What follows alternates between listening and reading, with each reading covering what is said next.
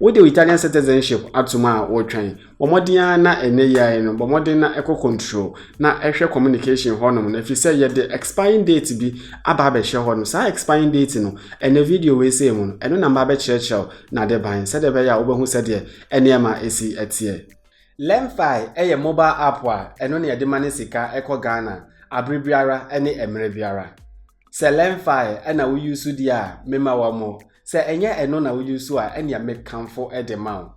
Mekanfo de mawo efri se anwotoso a e wo Lemfi mu no e boro adwene ntiase so. E ba yesika mane mu nso a ahobambo e wo mu pa eye. Efri se abreni ara no Lemfi eye adwuma a yetimi mane sika abre biara ye hia. Lemfi ekuta exchange rate a eda yie pa enti se wo hwe me e wo Europe kro biara so se wo hwe me e wo America ana UK ana Canada ana Australia jeme referral code IFM never register na se register wie na obomoden e mane sika a eye 100 ana se ebro 100 a Lemfi ebesa nso ama bonus a every 10 ekokosi 20 enti me kan for Lemfi e de ma Lemfi ne application a meme use na mani meje ho so se unso so no ebe use Lemfi e wo sika mane eko Ghana enyina me da wase Hi Francis nyame so nyame asundwe nkan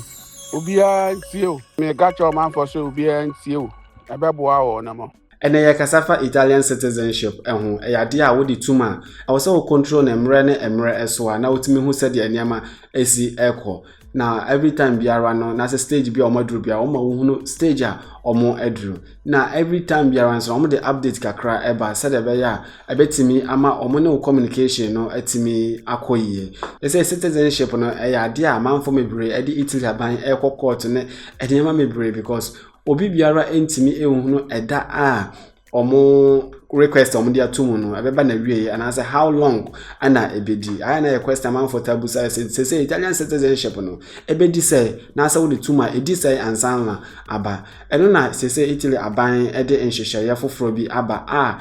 no why an update ewo communication a ode ema wo say we the Italian citizenship atuma say we control obo so omo the expiring date aba beto stato practical no as a state of the request no omo the expiring date bi aba beto ho no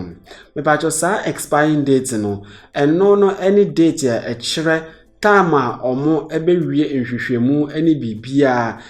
say the free samre no ana next ade eba no ye wo decreto eno ntino sa date na wo ho no no enkire se by that time no na ewo se waye bibia nti sa date ni twamu na sa wunyanya Italian citizenship na kire se ewo se wo saye bibia foforo pacho enye sa na tie nti date bia be hu no ho bia wa no na se wo hu no ho no ma wa comment oyam enkire se ye mfa ma ana se enkire se uchita di nansa no watna ho ama date na twam nti wonsa enka da bi sa date no kire se by sa time no ana se sa time no na Italy aban eye ne nhwehwemu nyina ewie ye na omagye atum se chita di nansa no se ne ye de be ma enti no se de wo twan ya ene decreto na se people confirm say commune ne kwakọ swear no eno na se twan na wo 20 hwehwemu bia de omo awie bacha wo hwe wo date no na se wo date na atwamu a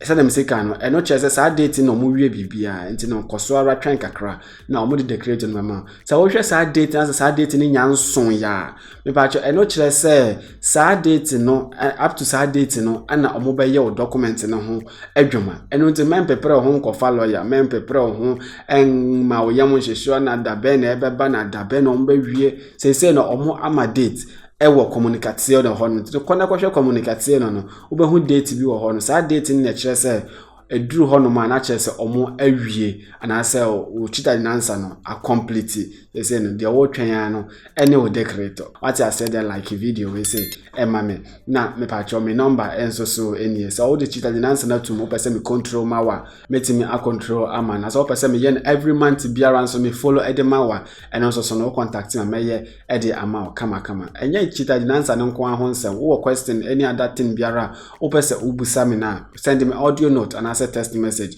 o wi ato was mami because o send me na obi so send me message and it was na do so a me na obekasa na de wo biara no metimi aboa wo ba cho so watima sente so pese akoye Ghana passport Ghana embassy wo Roma obetimi a contact me person akwaje visa na say wo hia any appointment bia wo no ma o contact me a make sure document me na fix the proper appointment and so dey ama wo person wo speed wo person wo CV kokko adwuma wo person wo fix appointment wo Italy comune questura prefettura wo person wo Italian passport wo outside Italy na say wo hia emwa because we Italian citizen na efa IRA ne passport renew no wo hia mwa contact me na me hwe nyina emfa emma na dem di etwa to ama won so se wo Italy ma me ase na so light bill no gas bills e wo sora wo mo de na contact me na me mboa wo en connect wo ma octopus se de be ya o light bills no ubenya de ne bo airfo e na ye Italian driving school so e wo twi kasem eno ntira mama mfo mebre a pass e call manim wo mo de na won so no bra be sua de ne bi e wo twi kasem because twi no e na de kire wade a wote ase pa eye me de obesi a modern subscribe na use lemfi e wo sika mane enso so enyina mu ansa na e be hia bie mu no hwe won so ye ne bo ho ban ema me efi se me de ne ma pa ne be sa bro me da wase Hi Francis, nyame so nyame asomdwe nka ho. Obia ntie o. Me ga cho man for so obia ntie o. Ebe boa wo na mo.